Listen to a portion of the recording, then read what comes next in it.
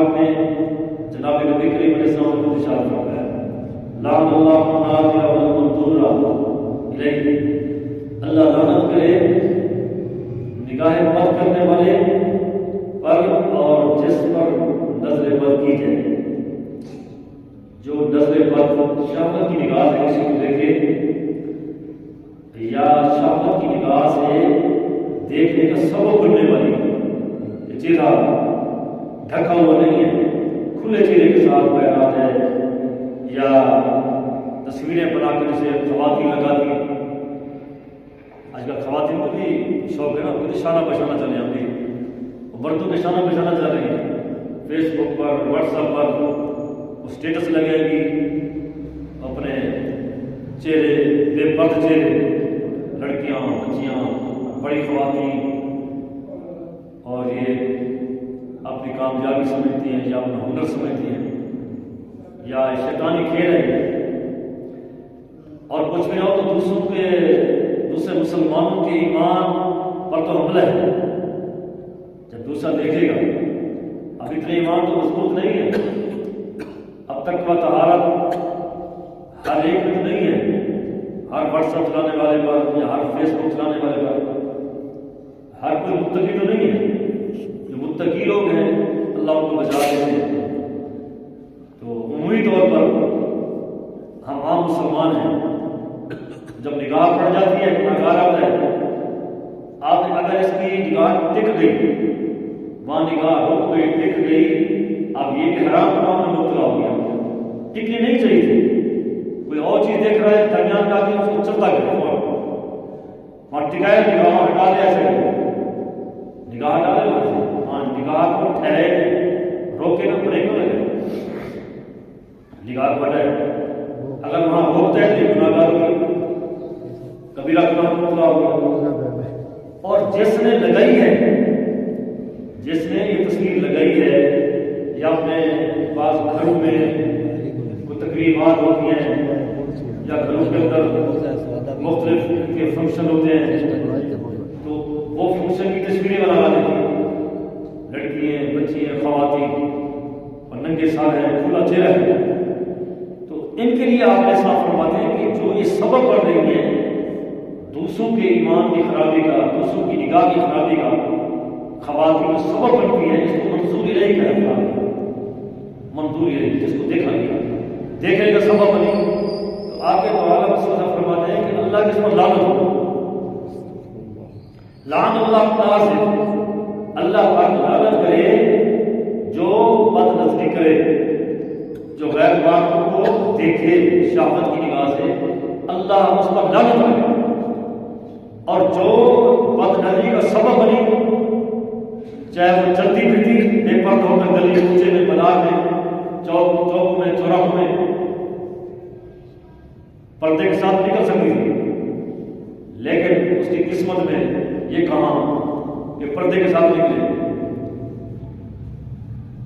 ننگا چہرہ. اور پھر بعض تو خود سے ننگے سر، چہرہ بھی ننگا سر بھی ننگا اور سینہ بھی کھلا ہوا، بال بھی رنگ برنگے نے. ہاں مختلف سٹائل بنا کر. اب یہ جو بچی ہے، خاتون ہے، خواتین ہیں نکلی ہیں تو ان پر بھی خدا کی لعنت ہو.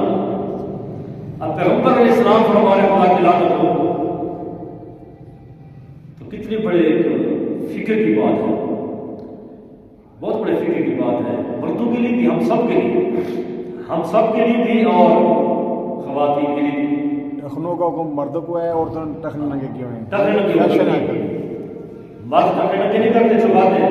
جن کو چھپانے کا حکم ہے تو وہ ننگے کر دیں. عورتوں ٹخنے ننگے، سب کے ننگے. اکابرین نے، بزرگوں نے، مشائخ نے، اہل اللہ نے، خاصان خدا نے یہ بات لکھی ہے کہ جس طرح بد نظری کرنا، شہوت کی نگاہ سے کسی کو دیکھنا، جب تصویر کو دیکھنا، چاہے چلتی پھرتی ان خواتین کو دیکھنا، جس طرح کبیرہ گناہ ہے، کبیرہ گناہ ہے.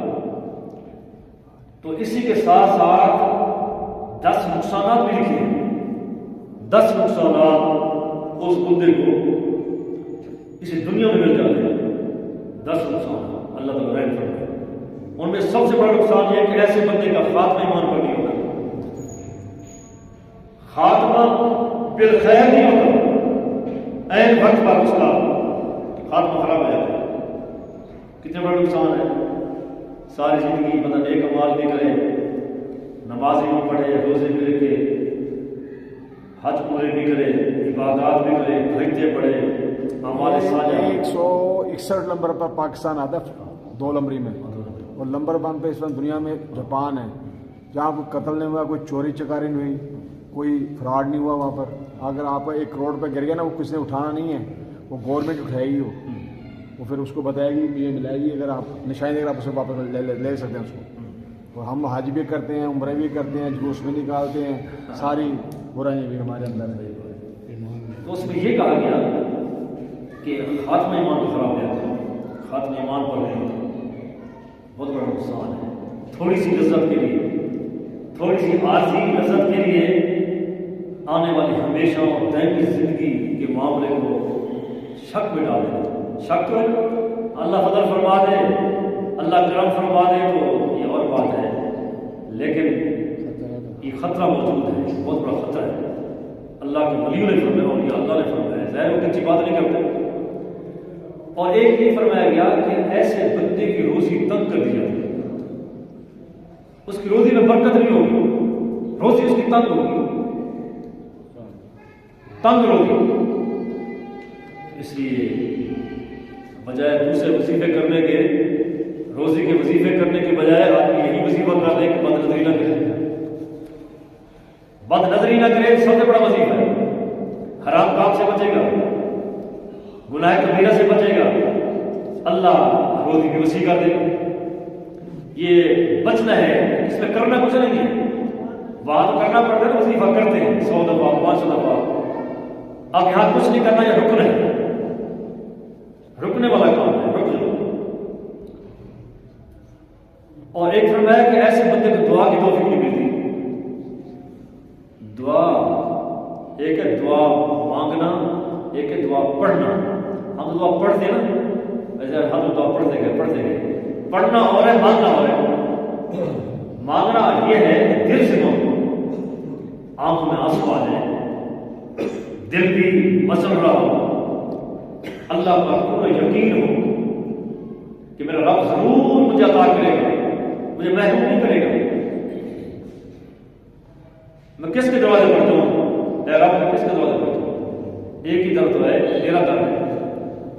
تو ہی ہمارا داتا ہے، تو ہی ہمارا مولا ہے، تو ہی ہمارا خالق ہے، تو ہی ہمارا مالک ہے، ہمارا رازق تو ہی ہے۔ ہم تجھ پر ایمان لائے، یقین کے ساتھ دعا مانگے گا، لمبی دعا مانگے گا، گڑ گڑائے گا، لمبی دعا مانگے گا۔ یہ دعا مانگنے کی توفیق ایسے بندے کو نہیں ملتی جو انسان نظر کے گناہ میں مبتلا ہو، بد نظری کرتا ہے، ایسے بندے کو دعا کی توفیق کیسے بندے مانگے کیسے؟ دماغ حاضر نہیں ہوگا، دل حاضر نہیں ہوگا، توجہ نہیں ہوگی، بس ایسے پڑھے گا، ربنا آتنا فی الدنیا پڑھ لے گا، عربی پڑھ لے گا، توجہ نہیں ہوگی، ایسے کر کے چل۔ جو دعا مانگنی چاہیے، پڑھنی نہیں مانگنی چاہیے، وہ ہوتی ہے اپنی زبان مانگے گا، اللہ تعالیٰ سے اپنے دل کا حال سنائے گا۔ اللہ تعالیٰ کو پتہ ہے پھر بھی سننا چاہتا ہے، میرے بندو اپنے دل کا حال بھی سناؤ، تو مجھ سے باتیں کرو، مجھ سے گفتگو کرو، مجھ سے باتیں کرو، مجھ سے مانگو، مجھ سے سوال کرو، اپنی مجبوری مجھے بتاؤ۔ اللہ سننا چاہتے ہیں، جبکہ اللہ تعالیٰ کو ذرے ذرے کا ہر چیز کا اللہ کو پتہ ہے، ہر چیز کو جانتے ہیں، لیکن ہماری زبان سے ہمارا رب سننا چاہتے ہیں۔ یہ ظاہر کرے گا اپنی تنگی، اپنی پریشانی، اپنا عذر، اپنی مجبوری، اپنی تکلیف، اپنا دکھ، اپنا درد، اپنا دکھ ہمیں سنائے اور ہم اس کے دکھ کو دور کر دیں۔ یہ مانگنا اسی کو نصیب ہوتا ہے